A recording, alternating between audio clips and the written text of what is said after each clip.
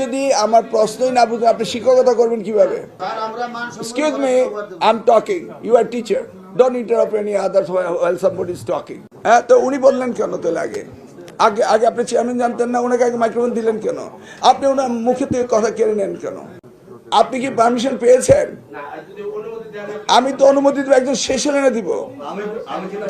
আশ্চর্য ব্যাপার। That's how you don't behave with us. আমি বলছি আপনার শিক্ষক, একটি মিটিং আমি ডিসিপ্লিনের ওয়েতে করতে চাচ্ছিলাম। আমি তো আপনাদের লোক, আমি তো আপনাদের কথা শুনি। এত অস্থির হচ্ছেন কেন? এই দাবি দাওয়া তো আমি শুনতে শুনতে অভ্যস্ত। সবকিছু জানা আছে, অজানা কিছুই নেই। কিন্তু একটা জানার বিষয় ছিল, সেটা আপনারা বলেননি। সেটা হলো দাবি ভইয়া দাবি করছে, সবসময় করছে। এবং আমরাও বলেছি যে আমাদের প্রিয় নেতা জনাব তারেক রহমান প্রধানমন্ত্রী হলে আর লাল পানি, গরম পানি, কামানের দাগ পড়বে না শিক্ষকদের উপর, এটা আমরা বলেছি এবং আমরা এটা বিশ্বাস করি।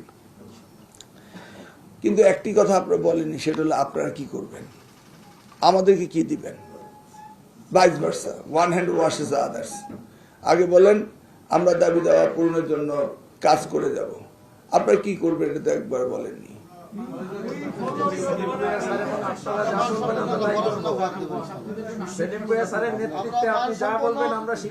না না, শিক্ষকরা আমাদেরকে তো প্রমিস করতে হবে যে আমরা এই এই কাজগুলি শিক্ষার জন্য করব।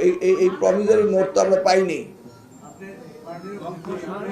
আমরা করার জন্যই তো নতুন কারিকুলামের কথা বলেছি মাননীয় মন্ত্রী। আগামীতে আপনি যে পদক্ষেপ নেবেন সেলিম ভাই স্যারের নেতৃত্বে সারা বাংলাদেশের শিক্ষকরা মাইক আছে। আমরা বাংলাদেশকে শিক্ষক হিসেবে শুদ্ধ জাতি কলঙ্কমুক্ত করতে হলে আপনাকে প্রথমে বর্তমান যে শিক্ষা ব্যবস্থা এনটিএসসি হয় ৬০,০০০ জব সনদ আছে। আমি ৪ বছর ধরে আন্দোলন করছি রাজপথে আওয়ামী লীগের বিরুদ্ধে। আবার আপনি চলে গেলেন পুরনো গান গাইতে। আমি বলছি আপনারা কি দিবেন?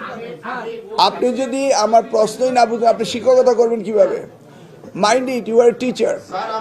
Excuse me, I'm talking. You are a teacher. Don't interrupt any others while somebody is talking.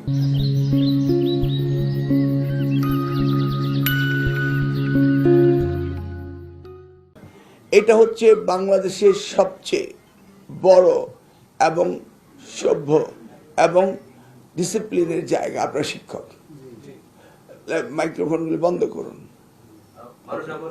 আস্তে আমি অ্যালাউ করব, বন্ধ করুন।